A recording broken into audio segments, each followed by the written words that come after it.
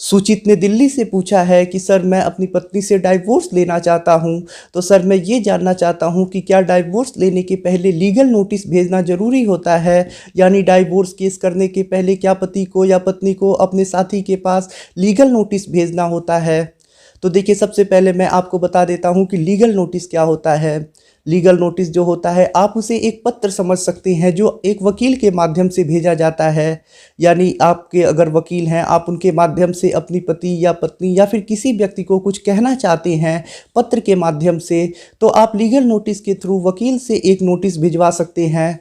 तो ये नोटिस जो होता है वो किसी प्रकार का कोई केस नहीं होता है। ऐसा नहीं है कि अगर पत्नी ने लीगल नोटिस लेने से मना कर दिया तो ऐसे में पति उस पर कुछ कार्यवाही कर सकता है या फिर कुछ हो सकता है। ऐसा कुछ नहीं है। अगर पत्नी लीगल नोटिस रिसीव कर लेती है और उसका जवाब नहीं देती है तो ऐसे में भी पति कुछ नहीं कर सकता है। तो यानी लीगल नोटिस को आप समझे तो एक प्रकार का पत्र होता है जो एडवोकेट के माध्यम से आप भिजवाते हैं।